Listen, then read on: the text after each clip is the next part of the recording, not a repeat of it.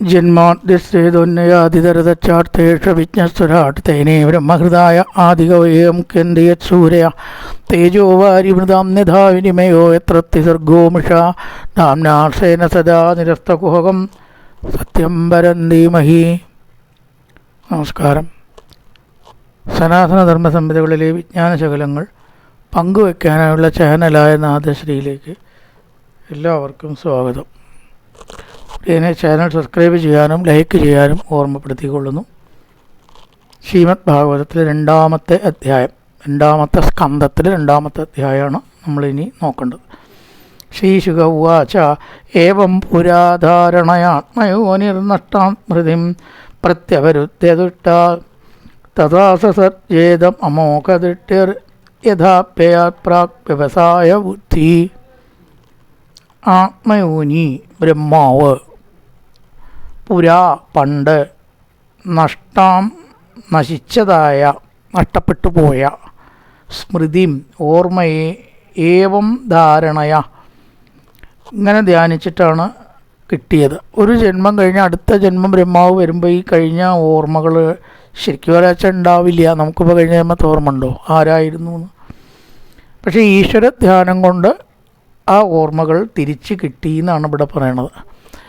ആത്മയോനി പുരാ നഷ്ടം, പണ്ടത്തെ കൽപ്പത്തിൽ ബ്രഹ്മാവായിട്ട് നശിച്ചു പോയി പിന്നെ വീണ്ടും ജനിച്ചതാണല്ലോ. ആ സ്മൃതിയെ ഏവം ധാരണയാ തുഷ്ടാത് സന്തോഷം കൊണ്ട് ലഭിച്ചിട്ട്, പ്രത്യവരുദ്ധ്യ വീണ്ടും ലഭിച്ചിട്ട്, അമോഘദൃഷ്ടി വളരെ അമോഘമായിട്ടുള്ള വിലപ്പെട്ട കാഴ്ചപ്പാട്. അവിടെ ദൃഷ്ടി എന്ന് പറഞ്ഞാൽ കണ്ണ് മാത്രമല്ല, കാഴ്ചപ്പാടോടുകൂടി, വ്യവസായ ബുദ്ധി, നിശ്ചയാത്മികയായ ബുദ്ധിയുള്ളവനായിട്ട്, നഷ്ടപ്പെട്ട ബുദ്ധി തിരിച്ചു കിട്ടി ബുദ്ധി പ്രബുദ്ധനായിട്ട്, ആപ്യയാത് പ്രാഗ്യഥ പ്രളയത്തിന് മുമ്പ് കഴിഞ്ഞ ജന്മത്തിലെ എന്ന പോലെ, ഇതം തഥാ സസർജ ഈ ലോകത്തെ സൃഷ്ടിച്ചു. സർജ എന്ന് പറഞ്ഞാൽ സൃഷ്ടിച്ചു. ഇതം ഇതിനെ, ഈ ലോകത്തെ നടത്തും. അപ്പം കഴിഞ്ഞ ജന്മത്തിൽ നഷ്ടപ്പെട്ടതായിരിക്കുന്ന സ്മൃതി ബ്രഹ്മാവിന് വീണ്ടും ലഭിച്ചു. എങ്ങനെ ലഭിച്ചു? ഈ മേൽ പറഞ്ഞ ധ്യാനം കൊണ്ടാണ് ലഭിച്ചത്. ധ്യാനം കൊണ്ട് വീണ്ടും കിട്ടിയതായിരിക്കുന്ന ആ ഒരു ബുദ്ധിശക്തി കൊണ്ട് വീണ്ടും ലോകത്തെ പഴയ കൽപ്പത്തിൽ ബ്രഹ്മാവ് സൃഷ്ടിച്ചതുപോലെ സൃഷ്ടിച്ചു. ഏവം ധാരണ കൊണ്ടാണ് അത് കിട്ടിയത്.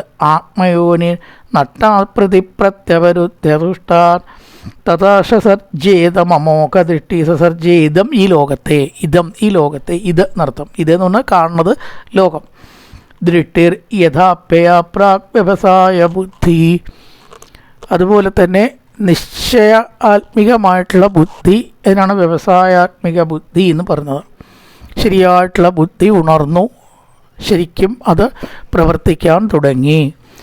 ശാപ്തസ്തകി ബ്രഹ്മണയേഷ പന്ഥ എന്നാമഭിധ്യായ ധീരവാർത്തി പരിഭ്രമൻ തത്ര ന വിന്ദതേർത്താൻ മായാമയേ വാസനയാശയാന.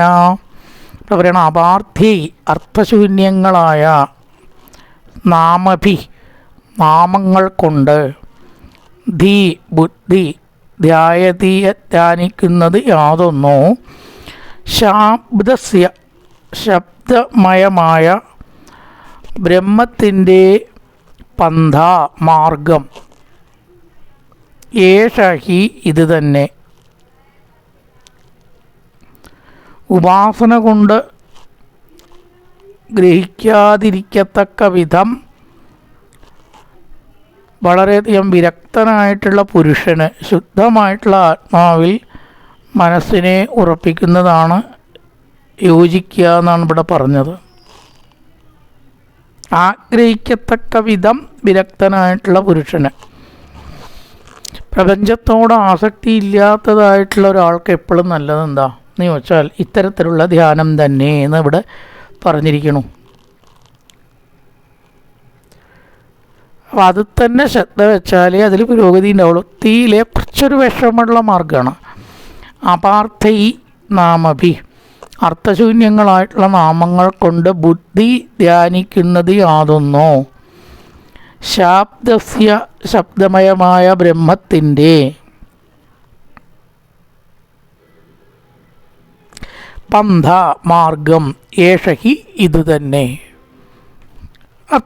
ഇങ്ങനെ ധ്യാനത്തിൽ കൂടെ മാത്രമേ ഇവിടേക്ക് എത്താൻ പറ്റുള്ളൂ, ആ ബ്രഹ്മത്തിലേക്ക് എത്താനായിട്ട് പറ്റുള്ളൂ എന്ന് പറഞ്ഞിരിക്കുകയാണ്. തത്ര അതിൽ പരിഭ്രമിക്കുന്നവയും വാസനയോടുകൂടി ശയിക്കുന്നവനുമായ പുമാൻ അർത്ഥങ്ങളെ പ്രാപിക്കുന്നില്ല.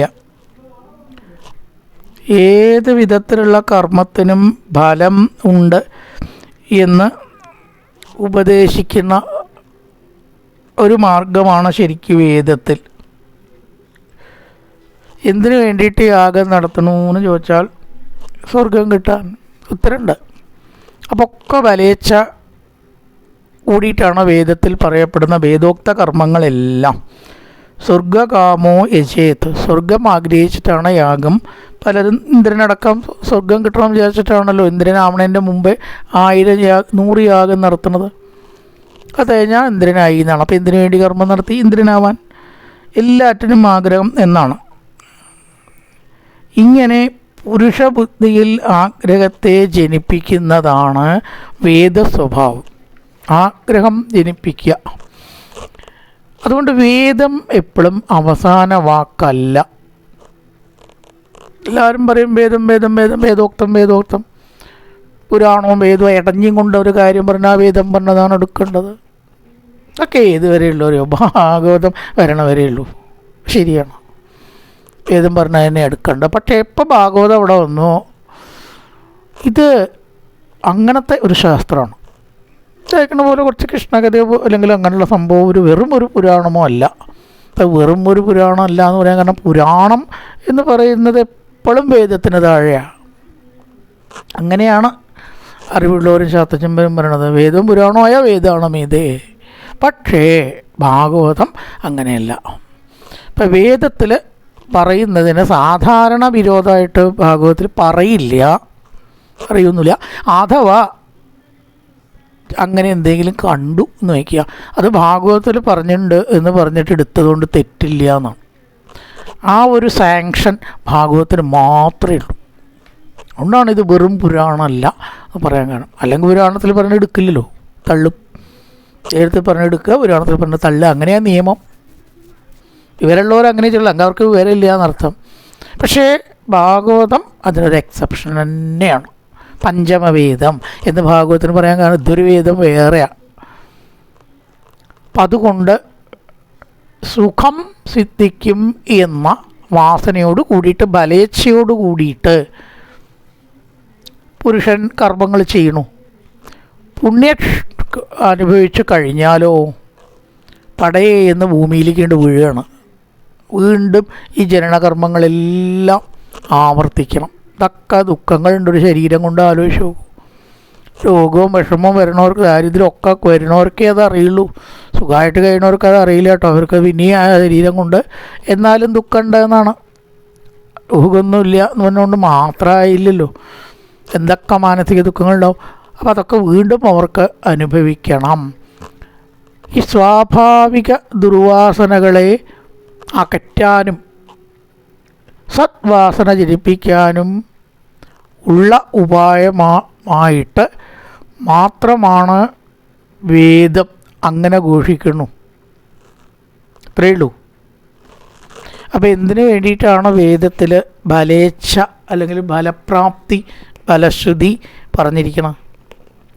ഇതിൽ ശ്രദ്ധ ഉണ്ടാവാൻ വേണ്ടി പറഞ്ഞതാണ്. യോജനാർത്ഥ ഫലശ്രുതി. ഫലശ്രുതി മാത്രം ഫലം കൊടുക്കാനല്ല. ഇത്തരം കാര്യങ്ങളിൽ ആദ്യം തന്നെ ഫലേച്ഛ കൂടാതെ ഭജിക്കണം എന്ന് പറഞ്ഞാൽ ആരെയും കിട്ടില്ല, ആരും ഇതിലേക്ക് വന്നോളണമെന്നില്ല. അപ്പം അതിനു വേണ്ടി ഒരു സൂത്രം പ്രയോഗിച്ചതാണ്. ശർക്കര കൽക്കണ്ടം കിട്ടും, കഷായം കഴിച്ചാൽ എന്ന് കുട്ടികളോട് പറയാറുണ്ട്. പക്ഷേ കൽക്കണ്ട ലാഭമല്ല ഈ കഷായത്തിൻ്റെ ലക്ഷ്യം, രോഗം മാറുകയാണ്. അങ്ങനെയെങ്കിലും അവനത് കുടിക്കട്ടെ എന്നുള്ളത് പോലെ ആത്മീയം എല്ലാവർക്കും രസിക്കുന്നതല്ല. അല്ല, അത്ഭുതമൊന്നുമില്ല. അതിൽ തന്നെ പറഞ്ഞുകൊണ്ടിരിക്കണപ്പോൾ എത്ര ആൾ ഗ്രൂപ്പ് തുടങ്ങുമ്പോൾ ഉണ്ടായിരുന്നു. എത്രയോ ആൾ വിട്ടുപോയി ഇല്ലേ, ലെഫ്റ്റ് എന്ന് കാണുന്നുണ്ട്. ഒരു അത്ഭുതം എനിക്ക് തോന്നണില്ല അതിലൊന്നും.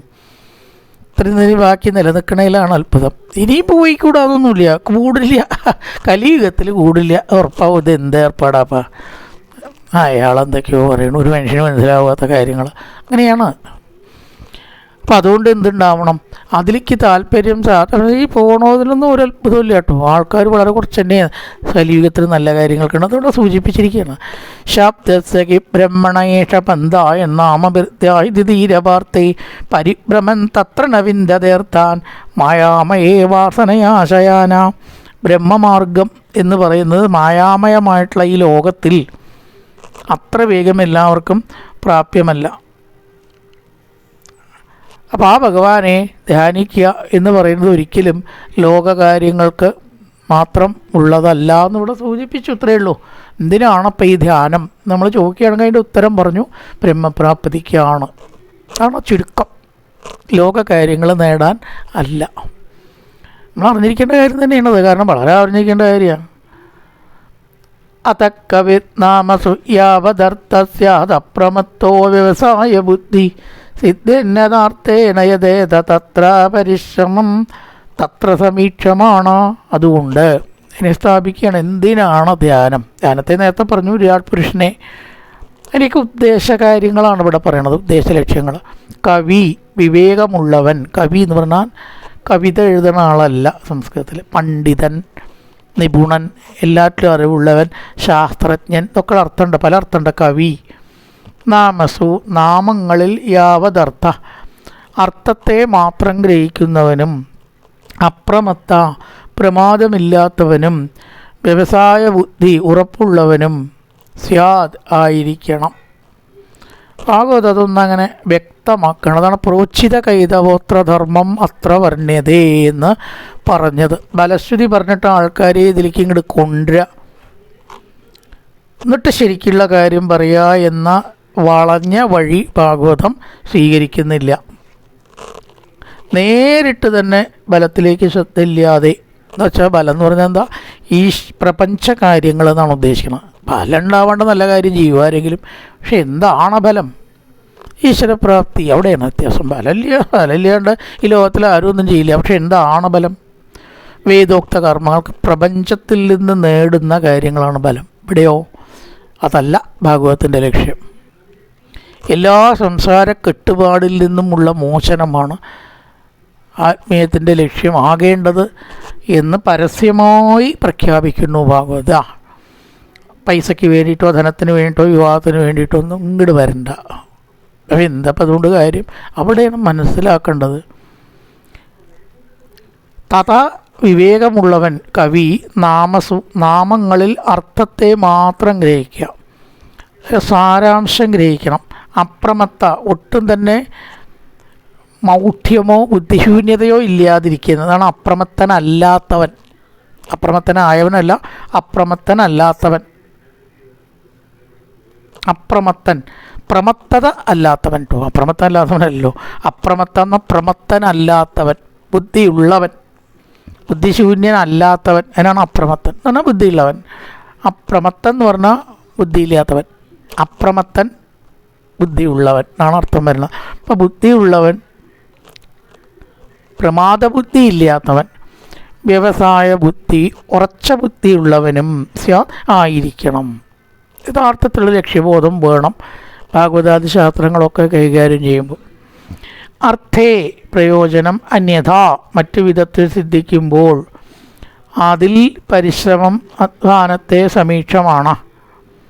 നന്നായി ആലോചിക്കുന്നവനായിട്ട് തത്ര, അതിനായി, ന യഥേത, യത്നിക്കരുത്. ഈ ശ്ലോകം ആരും പറയാറില്ല ശരിക്കും പറയാച്ച. ഇത് പറയേണ്ട ഒരു ശ്ലോകം എന്ന് പറയാനുള്ള കാരണം ഒരു ഉദാഹരണത്തോട് കൂട്ടി നമുക്ക് കാണിക്കാം.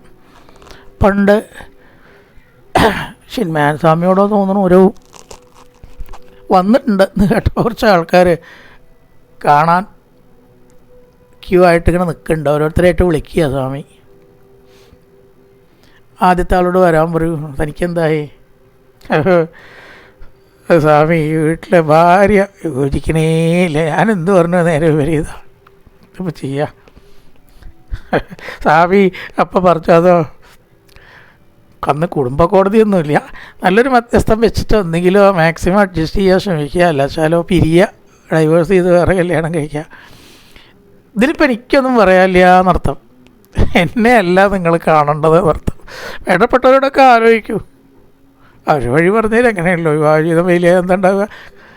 നമ്മളെ കല്യാണം കഴിച്ചവരെ വിളിക്കുക, അച്ഛനാവാം അമ്മയാവാം അമ്മാവനോ അവരെയൊക്കെ വിളിച്ചിട്ട് കോംപ്രമൈസ് ആക്കാൻ ശ്രമിക്കുക, അല്ലാച്ചാലും ഡൈവേഴ്സ് ചെയ്യുക. ഇവിടെ ഈ കാര്യം കൈകാര്യം ചെയ്യണില്ല കേട്ടോ. അടുത്ത ആൾ വരിക, എന്താ ഇതെൻ്റെ പ്രശ്നം, അത് ഒരു മരം അതിർത്തിയിൽ നിൽക്കേണ്ട, അതിനെപ്പറ്റി അനിയൻ എപ്പോഴും ശല്യമൊന്നും പറഞ്ഞ് ഞങ്ങൾ അനിയൻ തെറ്റി അങ്ങോട്ടും ഇങ്ങോട്ടും തഞ്ചം കിട്ടിയാൽ വധിക്കും എന്ന് വരേക്ക് എത്തിയിരിക്കണം. അത്രയ്ക്കൊക്കെ എത്തിയോ? വില്ലേജ് ഓഫീസുണ്ട്, പോലീസുണ്ട് ഇവിടെ ഇല്ലേ? നാട്ടുമധ്യസ്ഥത്തിൽ ആരാ അവിടെ? കേമൻ. അവരോടൊന്നാണ് പോയിട്ട് പറഞ്ഞിട്ട് ഒന്നാണ് ഡിസ്കസ് ചെയ്യുകയൊക്കെ ശരിയാവും. ഇവിടെ അതിന് പരിഹാരമില്ല കേട്ടോ. അയാൾ പോയി, അടുത്ത ആൾ വരിക, എന്താ തൻ്റെ പ്രശ്നം? സ്വാമി പൈസ ഇല്ല കയ്യിൽ, 100 ചിലവുകളാണ്, ഒന്നിനും തികയണില്ല, ഭാര്യയ്ക്ക് പ്രസവമാണോ വേറൊന്നാണോ, അത്രയും ബുദ്ധിമുട്ടുണ്ടല്ലേ. തൽക്കാലം ഇപ്പം ഞാൻ പൈസ വിതരണം ചെയ്യാനിരിക്കുകയല്ല, ഇവിടെ ഒരു കാര്യമുണ്ട്. ഒന്നെങ്കിലും ഭാഗ്യം ദേവതയെ ഒരു ഉപാസിച്ചിട്ട് ഒരു ലോട്ടറി ടിക്കറ്റ് എടുക്കുക, അല്ലാച്ചാലോ എന്തെങ്കിലും ബിസിനസ്സോ കൃഷിയോ ജോലിയോ ചെയ്തിട്ട് കാശുണ്ടാക്കുക. അതുമായിട്ട് ബന്ധപ്പെട്ടവരുണ്ടല്ലോ, ആലോചിച്ചോളൂ. ഞാൻ അതിന് പരിഹാരം ഉണ്ടാക്കലില്ല കേട്ടോ. അയാളെ വിട്ടു. അത് കഴിഞ്ഞു അടുത്ത ആൾ വന്നു, എന്തായി തൻ്റെ പ്രശ്നം, ഇമാതിരി കുറച്ച് കാര്യങ്ങൾ ഒക്കെ അതാതിൻ്റെ മാർഗങ്ങൾ പറഞ്ഞു കൊടുത്തു. അവസാനം ഒരാൾ ചോദിച്ചു, സ്വാമി ഇങ്ങനെ ഒരു ശ്ലോകം ഗീതയിൽ പറഞ്ഞിട്ടുണ്ട്, കർമ്മണ്യേ വാധികാരസ്തേ മാ ബലേഷു കഥാജന. എന്താ അതിൻ്റെ ശരിക്കുള്ള വ്യാഖ്യാനം? പ്രതിഫലമില്ലാതെ പണിയെടുക്കണം എന്നാണോ? അത് ഞാൻ പറഞ്ഞുതരാം, അവിടെ ഇരിക്കൂ. ഇപ്പം നിങ്ങൾ ചോദിച്ചത് എനിക്ക് പറയാനുള്ള കാര്യമാണ്, ബാക്കിയൊന്നും എനിക്ക് പറയാനുള്ള കാര്യമല്ല. അതിനിവിടെ എത്ര ആളുണ്ട് അതിർത്തി തർക്കം നിശ്ചയിക്കാനും പണം ഉണ്ടാക്കാനുള്ള മാർഗ്ഗങ്ങൾ എന്തൊക്കെ ഉണ്ട് ഇവിടെ. ഇത് എനിക്ക് പറഞ്ഞു തരാൻ പറ്റണ എൻ്റെ പോർട്ട്ഫോളിയോ ആണ് എന്ന് പറഞ്ഞിട്ട് അതിൻ്റെ അർത്ഥമാണ് പറഞ്ഞു കൊടുത്തു എന്നൊരു കഥയുണ്ട്. ഇപ്പം ഇവിടെ അതന്നെ ഇവിടെ പറഞ്ഞിരിക്കുന്നത്. അറിവുള്ളവൻ ഈ ഭാഗവതാദി ശാസ്ത്രങ്ങളെ കാശുണ്ടാവാനും കല്യാണം കഴിയാനും സന്താനം ഉണ്ടാവാനും വീടുണ്ടാവാനും ആശ്രയിക്കരുത്. ഞാൻ എൻ്റെ ഭാഷയിലാണ് പറയുക, അപ്പോൾ അത് കുറച്ച് വളഞ്ഞു പറഞ്ഞിട്ടൊക്കെ പറഞ്ഞിരിക്കണം. അതിനു വേണ്ടി ഭാഗവതത്തെ ദയവ് ചെയ്ത് ആശ്രയിക്കരുത്. സന്താനഗോപാലത്തിൽ എന്താ വഴിപാട്? പഴക്കൊല സമർപ്പിക്കുക. ഭാഗവതം പറഞ്ഞിട്ടുണ്ടല്ലോ പഴക്കൊല സമർപ്പിക്കാൻ, എവിടെ പറഞ്ഞിട്ടുണ്ട്? തെറ്റാണത്. അതൊന്നും ഭാഗവതത്തിൽ പറഞ്ഞിട്ടേ ഇല്ല. സന്താനഗോപാലം എന്തിനാ കേൾക്കണം? ഒരു ഉദാഹരണം പറയേണ്ടി പറഞ്ഞേ പറ്റൂ. കുട്ടികളില്ലാത്തവർക്ക് കുട്ടികളുണ്ടാവാനൊന്നുമില്ല. അത് ആചാര്യന്മാർ പറഞ്ഞു വെച്ചിരിക്കുകയാണ്. അവരുടെ ശക്തി കൊണ്ട് ചിലപ്പോൾ ഉണ്ടാവാം. ഭാഗവതം പറഞ്ഞിട്ടില്ല കേട്ടോ. കിഞ്ചിൽ പൗരുഷം പുംസാമേനേ കൃഷ്ണാനുകമ്പിതം. എന്ത് കഴിവുപെടണ്ട് നമ്മൾ അഭിമാനിച്ചാലും അതൊക്കെ കൃഷ്ണൻ്റെ കഴിവാണ്. അർജുനൻ പറഞ്ഞതാ. അർജുനൻ വിചാരിച്ചു കുട്ടിയെ രക്ഷിച്ചു കൊടുക്കാമെന്ന് പറ്റിയോ? കൃഷ്ണനും അർജുനനും മനസ്സിലായി തൻ്റെ കയ്യൊക്കൊന്നും തൻ്റെ അല്ല. ഒരർജുനന് മാത്രമാണോ? എല്ലാവർക്കും ബാധകം കണക്ക്. ചോരി നീരുള്ളപ്പോൾ നമ്മൾ വിചാരിക്കും എൻ്റെ ശക്തിയാണ്, ഞാനാരാ മുതൽ ആരാ നമ്മളൊക്കെ? ഒന്നുമല്ല, വട്ടപൂജ്യങ്ങളാണ് കൃഷ്ണനിലെങ്കിൽ. കൃഷ്ണൻ്റെ ശക്തിയാണ് ഈ പ്രകാശിച്ച് കാണുന്നത്. എന്തെങ്കിലും ഉണ്ടെങ്കിൽ അതൊക്കെ അത് മനസ്സിലാക്കാനാണ് സന്താനഗോപാലം. കുചേലവൃത്തം എന്തിനാ? ലോട്ടറി ടിക്കറ്റ് എടുത്തിട്ട് കുചേലവൃത്തം കേട്ടാൽ ലോട്ടറി ടിക്കറ്റ് കിട്ടുമോ? അത് ഭാഗവതത്തിൽ പറഞ്ഞിട്ടില്ല. കർമ്മബന്ധാൽ പ്രമുച്യത്തെ. ഇപ്പം നോക്കിക്കോളൂ, കുചേലവൃത്തം കേട്ടവരൊക്കെ കർമ്മബന്ധങ്ങളിൽ നിന്ന് മുക്തി കിട്ടും. നോക്കൂ, ഞാൻ പറയണത് വെറുതെ അല്ല. ഇങ്ങനെ ഓരോ ഫലശ്രുതി. രുക്മിണി സേവരം എന്തിനാ കേൾക്കണം? കല്യാണം കഴിയാനേ. എവിടെ പറഞ്ഞിട്ടുണ്ട് കല്യാണം കഴിയാൻ? ഇത് രുക്മിണി സേവരം കേട്ടവരൊക്കെ കല്യാണം കഴിയുമെന്ന് പറഞ്ഞിട്ടുണ്ടോ ഭാഗവതത്തിൽ? ഇല്ല. ആചാര്യന്മാർ പറഞ്ഞു വെച്ചതുകൊണ്ട് അത് നടക്കും. കാരണം ആചാര്യന്മാർക്കൊരു ശക്തിൻ്റെ ഉപാസന. അത് അങ്ങനെയെങ്കിലും ആൾക്കാർ ഇതിലേക്ക് വരട്ടെ എന്ന് വിചാരിച്ച് പറഞ്ഞതാണ്. അത് തെറ്റെന്ന് ഞാൻ നിഷേധിക്കുകയല്ല, ഭാഗവതത്തിൽ പറഞ്ഞിട്ടില്ല. ആചാര്യന്മാരും മഹാന്മാരാണല്ലോ, അപ്പോൾ അവർ പറഞ്ഞാൽ അത് ഭഗവാൻ സത്യമാക്കി തീർക്കിട്ടോ. ഞാനതിനെ നിഷേധിക്കില്ല. ഭാഗവതത്തിൽ അത് പറഞ്ഞിട്ടില്ല എന്ന് പറഞ്ഞു, അത്രയേ ഉള്ളൂ. അതുകൊണ്ട് അതൊക്കെ തെറ്റാണെന്ന് ധരിക്കരുത്. ഭാഗവതത്തിൽ അത് പറഞ്ഞിട്ടില്ല. രുക്മിണി ജീവൻ്റെ പ്രതീകമാണ്, കൃഷ്ണൻ ബ്രഹ്മത്തിൻ്റെ പ്രതീകമാണ്. കുട്ടിക്കാലം മുതലേ എനിക്കൊരു തോന്നലുണ്ടായിരുന്നു, ഇതായിരിക്കുമോ രുക്മിണി സ്വയംവരത്തിൻ്റെ പ്രതിപാദ്യ കല്യാണം. വായിച്ചു നോക്കിയപ്പോൾ ശരിയാവുന്നല്ല. ജീവനാകുന്ന നാം രുക്മിണികൾ എങ്ങനെ ബ്രഹ്മമാകുന്ന കൃഷ്ണനോട് ചേരും? ഇങ്ങനെ ഓരോ കഥ എടുത്ത് നോക്കിയാലും ഈ സാധാരണ ഫലശ്രുതിയല്ല. അപ്പം അതിവിടെ പറഞ്ഞിരിക്കുകയാണ്. പ്രമത്തനല്ലാത്തവൻ വ്യവസായ ബുദ്ധി ഉറപ്പുള്ളവൻ സ്യാൻ ആയിരിക്കണം. യോഗി, സിദ്ധൻ, സാധകൻ, തോന്നിയ പോലെ പലരും പറയണത് കേൾക്കുന്നവൻ ആവരുത്. അർത്ഥേ, ലോകത്തിലുള്ളതായിരിക്കുന്ന പ്രയോജനങ്ങൾ, നേരത്തെ പറഞ്ഞ സന്താനം, ധനലാഭം, വീട് ലാഭം മുതലായിട്ടുള്ളവ. അർത്ഥം എന്നിവിടെ വാക്കിന് അതാണ് താല്പര്യം. അർത്ഥേ, വീട്, സന്താനം ഉണ്ടാവുക, ധനലാഭം, ജോലി മുതലായവ, ദാമ്പത്യ ലാഭം. അർത്ഥേ ഒക്കെ കൂടി അർത്ഥേ. അന്യഥ മറ്റു വിധത്തിൽ സിദ്ധിക്കുമ്പോൾ, കല്യാണം കഴിയാൻ ഭാഗവതം വേണോ? ആണ് ഇവിടെ പറഞ്ഞത്. അന്യവിധത്തിൽ കിട്ടുന്നതൊക്കെ നല്ലൊരു മാരേജ് ബ്യൂറോ ഇപ്പോൾ അടിച്ചാൽ കിട്ടില്ലേ മൊബൈലിൽ? പോയി അന്വേഷിക്കൂ. അയാളുടെ ഭാഗവതമല്ല അതിൻ്റെ ഏജൻസി. തത്ര, അതിൽ പരിശ്രമം അധ്വാനത്തെ നന്നായിട്ട് ആലോചിക്കുന്നവനായിട്ട് എന്തിനു ചെയ്യണം? അതിനെ യത്നിക്കേണ്ടത്. അത് നമ്മുടെ വിധിപ്രകാരം വരും എന്ന് വിചാരിക്കുക. അതിൻ്റെ പിന്നാലെ തന്നെയുള്ള പോക്കിനെയാണ് ഇവിടെ ശരിക്കും നിഷേധിക്കുന്നത്. അതിനൊരു മാർഗമായിട്ട് ഭാഗവതത്തെ എടുത്ത് അതിലേറെ അബദ്ധമായി. നികൃഷ്ടം, ധനം ആക്കിയ അർത്ഥങ്ങൾ, ഇവയ്ക്ക് ഒട്ടേറെ മാർഗങ്ങൾ ഉള്ളപ്പോൾ എത്ര മാർഗമുണ്ട്? അത് വിട്ടിട്ട് എന്തിനാണ് അതൊക്കെ നേടാൻ വേണ്ടി ഭാഗവതത്തെ ആശ്രയിക്കുന്നത്? അത് വിഡ്ഢിത്തല്ലേ എന്നാണ് ഇവിടെ പറഞ്ഞത്. അതുകൊണ്ട് ആ വക കാര്യങ്ങൾ, ധർമ്മം, അർത്ഥം, കാമം, മോക്ഷം, ഇവയുടെ പിന്നാലെ ആദ്യം മുതലേ പറഞ്ഞു അമിതമായ ഓട്ടം നിർത്തൂ. ധർമാർത്ഥ കാമങ്ങൾ കിട്ടിയതായി എന്ന് വിചാരിച്ചാൽ മതി. കിട്ടിയതായി, കിട്ടാത്തതിൻ്റെ പിന്നാലെ മനസ്സിനെ പോലും കൊണ്ടുവരുത്. അതുകൊണ്ട് വിവേകികൾ നാമങ്ങളിൽ അർത്ഥം മാത്രം ഗ്രഹിക്കുന്നവനാവണം. എന്താണ് അർത്ഥം?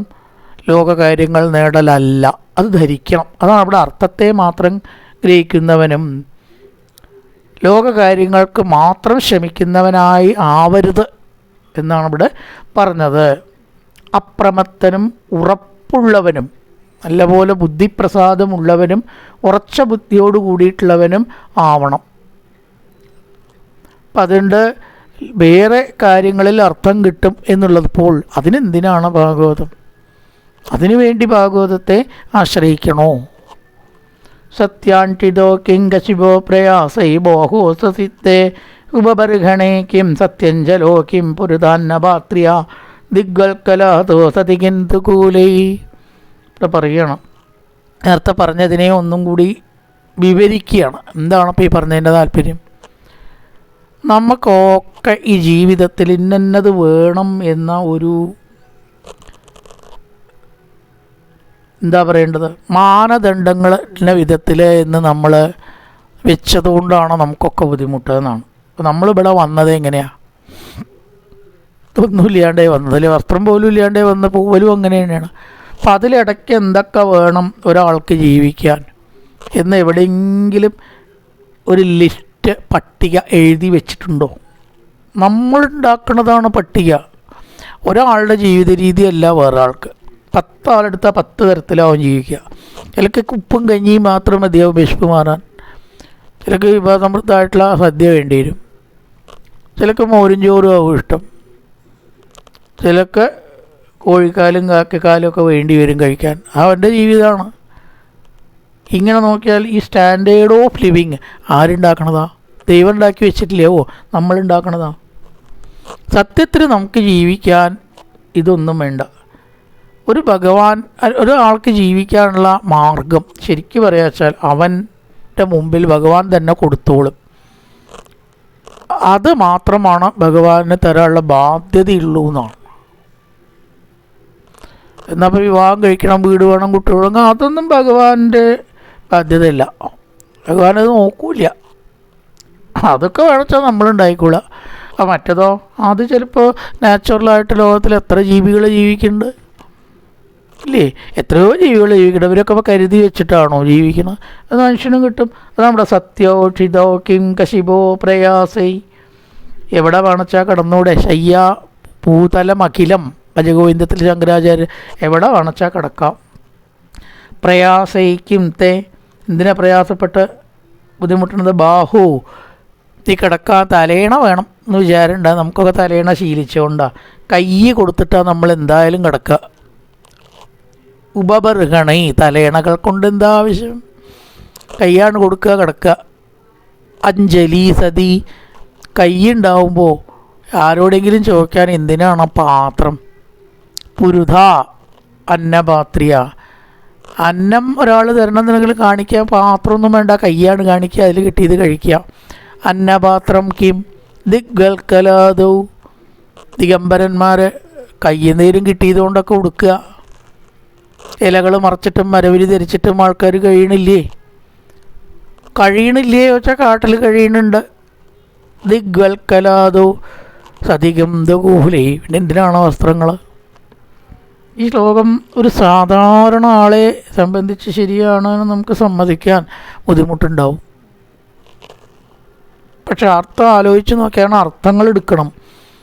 ആ ബാഹ്യാർത്ഥം നേരത്തെ പറഞ്ഞ അർത്ഥം ശാനർത്ഥ സിദ്ധേന്യതർത്ഥേ ന യഥേത തത്ര പരിശ്രമൻ തത്ര സമീക്ഷമാണ്. വടകരയിലൊരു സിദ്ധാശ്രമമുണ്ട്. ആ സിദ്ധാശ്രമത്തിലുള്ളവർക്ക് വസ്ത്രമില്ല എന്നാണ്. ഞാനും വിമർശിച്ചിരുന്നു, എന്തിപ്പോൾ ഇതൊക്കെ സാധാരണക്കാർക്ക് പറ്റുമോ? സാധാരണക്കാരനല്ലേ അവിടെ ഉള്ളവർ, ആരും യോഗികളൊന്നുമല്ല, സിദ്ധന്മാരുമല്ല, അന്തേവാസികളാണ്, സാധാരണ പ്രപഞ്ച ജീവിതത്തിൽ നിന്ന് പോയവരാ. വസ്ത്രം എന്തിനാണെന്ന് ചോദിച്ചാൽ വസ്ത്രമില്ലാണ്ട് ജീവിക്കാമെന്ന് കാണിക്കുകയാണ്. അപ്പം നമ്മളതിൽ നിന്ന് എടുക്കേണ്ടത് എന്താണെന്ന് ചോദിച്ചാൽ അതാണ് അർത്ഥം എടുക്കണം. ആ വാക്കിൻ്റെ അർത്ഥം എടുക്കുക. നാളെ അവർക്ക് വസ്ത്രം ഇല്ലാണ്ട് റോട്ടിൽ കൂടെ നടന്നളയാം, കല്യാണത്തിന് പൊക്കളയാം എന്നല്ല. പക്ഷേ വസ്ത്രത്തിലുള്ള അമിതഭ്രമം കുറച്ചുകൂടെ നോക്കണം. അതാണ് അർത്ഥങ്ങൾ എടുക്കണം. വാക്കിൻ്റെ അതേ രീതിയിലല്ല എടുക്കുക, അതിൻ്റെ താല്പര്യമാണ് എടുക്കേണ്ടത്. 25,000 ഉറുപ്പിയുടെ സാരി തന്നെ ഉടുക്കണം എന്നുണ്ടോ? 50,000 ഉറുപ്പിയുടെ സാരി ഉണ്ടാവും. അത് കുറച്ചുകൂടെ എടുക്കാമല്ലോ നമുക്ക്. ഇപ്പോൾ സമൃദ്ധമായിട്ടുള്ള സദ്യ എന്ന് പറയുമ്പോൾ അത് മോശമായിട്ട് പറയില്ല, വില വളരെയധികം കൂടും ഇല്ലേ? എന്താണെന്ന് എനിക്ക് തോന്നണം. മനുഷ്യൻ ആദ്യം കഴിച്ചിരുന്നത് വെജിറ്റേറിയനാണ്. വായുവിൽ നിന്ന് അടക്കം ഭക്ഷണം സ്വീകരിക്കാനുള്ള കഴിവുണ്ടായിരുന്നു മനുഷ്യനെന്ന് പറയണം. വായുവിൽ നിന്ന് ധ്രുവൻ്റെ അവസ്ഥ നോക്കിയാൽ കാണാം. അത് കൂട്ടി കൊടുന്നു. പിന്നെ വേവിച്ച പച്ചക്കറികളായി. ആദ്യം പച്ച വേവിക്കാത്തതായിരുന്നു, ഇത് നമ്മൾ കൂട്ടിക്കൊടുന്നതല്ലേ. അപ്പോൾ ഭക്ഷണം വേണം. അത് കഴിയാൻ വേണ്ടി മാത്രം ചിലവ് ചുരുക്കൂ. ജീവൻ കിടക്കാനുള്ളത് ഭക്ഷിക്കൂ, ചിലവ് കുറയും എന്നെടുത്താൽ മതി. പട്ടിണി കിടക്കണം എന്നല്ല. അപ്പോൾ എല്ലാ കാര്യങ്ങളും ലാളിത്യം പാലിക്കുക എന്നതാണ് ഇതിൻ്റെ ആന്തരാർത്ഥം. ആ വാക്കിൻ്റെ അർത്ഥമല്ല നിലത്ത് കിടക്കുക, മരത്തിൻ്റെ ചുവട്ടിൽ കിടക്കുക പറ്റിക്കൊള്ളുന്നില്ല. ആഡംബരമായിട്ടുള്ള കിടക്ക ഉപേക്ഷിച്ചൂടെ? ആഡംബരമായിട്ടുള്ള വീട് ഉപേക്ഷിച്ചൂടെ? കഴിയാനൊരു വീട്. ക്ഷീരാണി കിംപതിന സന്ധിതി സന്ധി ഭിക്ഷാന്നേവാംഗ്രിഭ പരഭൃതരിതോപ്യശുഷ്യൻ. ഏതെങ്കിലും മരത്തിൻ്റെ ചുവട്ടിൽ കിടന്നുകൂടെ എന്നാണ് ഇവിടെ. എന്തെങ്കിലും കിട്ടിയത് കൊടുക്കുക. ചീരാണി എന്ന് പറഞ്ഞാൽ കീറത്തുണിയാണ്. അതൊന്നും നമുക്ക് മുഴുവൻ പ്രായോഗികമല്ല. കിട്ടിയത് കൊടുക്കുക, ചെറിയ തോതിലൊക്കെ ആവാം, എന്നെടുത്താൽ മതി. ചീരെന്ന് പറഞ്ഞാൽ കീറത്തുണിയാണ്, കൊടുക്കാൻ നമുക്ക് പറ്റിക്കൊള്ളുന്നില്ല. പരഭൃത, ധാരാളം വൃക്ഷങ്ങളുണ്ട് ഇവിടെ പരോപകാരമായിട്ട്. അംഗ്രിഭ വൃക്ഷങ്ങൾ, അതിൻ്റെ ചുവട്ടിൽ കിടന്നൂടെ? ഭിക്ഷയെ തരുന്നില്ലേ? വിഷമമുണ്ടെന്ന് പറഞ്ഞാൽ എല്ലാവരുടെ മുമ്പിലും കൈ കാണിച്ചാൽ ഭക്ഷണം കിട്ടും. ഭിക്ഷാന്നം നല്ലൊരു അന്നവും ഉണ്ടല്ലോ എന്താണ്. അങ്ങനെ യാചിച്ചിട്ട് ജീവിക്കണം എന്നാണോ അതിൻ്റെ അർത്ഥം? അതിലും ആന്തര താല്പര്യം എടുക്കണം. ഒരാളെ ആശ്രയിച്ചിട്ടും ഈ ശരീരം നിലനിർത്തുകയാണ് വേണ്ടത്. ആശ്രയിച്ചാലേ നിലനിൽക്കുള്ളൂ വെച്ചാൽ ആശ്രയിക്കണം. ആത്മഹത്യ ചെയ്യരുത് എന്നർത്ഥം. രാമൻ സീതയെ കിട്ടാൻ വേണ്ടി എത്ര ആളെ ആശ്രയിച്ചു? സുഗ്രീവനെ ആശ്രയിച്ചു, വാനരന്മാരെ മുഴുവൻ ആശ്രയിച്ചു, ഇല്ലേ, കാര്യം നേടി. അപ്പോൾ ഈ ശരീരത്തിന് സ്വതന്ത്രമായി ജീവിക്കുകയാണ് നല്ലത്. എങ്കിലും ഒരു ഘട്ടത്തിൽ വയസ്സായി, നമുക്ക് മറ്റൊരാളെ ആശ്രയിക്കേണ്ടി വന്നു. അയ്യോ എനിക്ക് അങ്ങനെ വന്നല്ലോ, ഞാൻ എന്തൊക്കെ ചെയ്തതാ, അതാ കാലം നിലനിർത്തണം എന്നുള്ളതാണ്. അതുകൊണ്ട് ഗുഹ എവിടെ കിട്ടിയേച്ചാൽ അവിടെ താമസിക്കുക. ഗുഹയിൽ താമസിച്ചിട്ടും മഹർഷിമാരിവിടെ കഴിഞ്ഞിട്ടുണ്ട്. കിം അജിതോപതിനോപസന്നാൻ, കൂടെ വല്ലവരൊക്കെ വേണ്ടേ എന്നാണെങ്കിൽ അതും നിർബന്ധമില്ല. കസ്മാത് ഭജന്തി കവയോ ധനദുർമതാൻ താൻ, ധാരാളം പൈസ, വാഹനങ്ങൾ, കാശ്, സമൂഹത്തിൽ സ്റ്റാറ്റസ്, ഇതൊക്കെ ഉള്ള ബന്ധുക്കളെ കൊണ്ട് എന്ത് കാര്യം? ഇതിൽ താല്പര്യം കൊടുത്തവർ ഇതുള്ളവരോട് മാത്രമേ കൂട്ടുകൂടൂ. അത്തരം സുഹൃത്തുക്കളെ നമ്പിയിട്ട് എന്തിനാണ് പരീക്ഷിത്തേ ജീവിക്കണം? വിഷ്ണു ഭക്തന്മാരില്ലേ ഭുവനത്തിൽ, ആനപ്പാനയിൽ പറയാത്തൊരു കാര്യമില്ല കേട്ടോ. വിഷ്ണുഭക്തന്മാർ ഇതൊന്നും നോക്കില്ല. നമ്മുടെ സ്റ്റാറ്റസ് എന്താണ്, എന്താ കയ്യിൽ എന്തൊക്കെ ഉണ്ട് നോക്കിയിട്ടല്ല. അവർക്ക് ഭക്തിയിലോരൊക്കെ സുഹൃത്തുക്കളാണ്. അങ്ങനെ സുഹൃത്തുക്കളെ ഉണ്ടാക്കിക്കൂടെ? ലാളിത്യ ജീവിതം ഈ 2 ശ്ലോകത്തിൽ ഒറ്റ വാക്കിൽ പറയാണ്. ലളിത ജീവിതത്തിലേക്ക് വരിക, സങ്കീർണതകൾ കൂട്ടി കൊണ്ടുവരാതെ ഇരിക്കുക. അത് നേടാൻ വേണ്ടിയിട്ട് ആത്മീയ മാർഗങ്ങളും വേദോക്ത കർമ്മങ്ങളും ചെയ്യുക. അതിൻ്റെ പിന്നാലെ തന്നെ മനസ്സിനെ കൊണ്ടുപോവുക. ധർമാർത്ഥ കാമങ്ങൾ 2ാം ലക്ഷ്യമാണ്. ആദ്യത്തെ ലക്ഷ്യം മോക്ഷമാണ്. വീട്ടത്തിൽ ധർമാർത്ഥ കാമങ്ങൾ കിട്ടിയതായി, ലക്ഷ്യം വെക്കേണ്ട, നിരാശ വേണ്ട, അഹങ്കാരവും വേണ്ട. കിട്ടിയതിൽ അഹങ്കാരം വേണ്ട, കിട്ടാത്തതിൽ നിരാശയും വേണ്ട. അങ്ങനെ ആവണം എന്ന് ഓരോരുത്തരുടെ നിലയ്ക്കനുസരിച്ചിട്ട് അർത്ഥം എടുക്കേണ്ടത്. കായേന വാചാ മനസേന്ദ്രിയർവാ ബുദ്ധ്യാത്മനാ വാ പ്രകൃതേ സ്വഭാവാൻ കരോതി യത്യസകലം പരസ്മൈ നാരായണായേതി സമർപ്പയാമി. ഓം പൂർണ്ണമദ പൂർണ്ണമിദം പൂർണ്ണാത് പൂർണ്ണമുദച്യതേ പൂർണ്ണസ്യ പൂർണ്ണമാദായ പൂർണ്ണമേവാവശിഷ്യതേ. ഓം ശാന്തി ശാന്തി ശാന്തി. ഹരി ഓം ശ്രീ ഗുരുഭ്യോ നമഃ. ഹരി ഓം.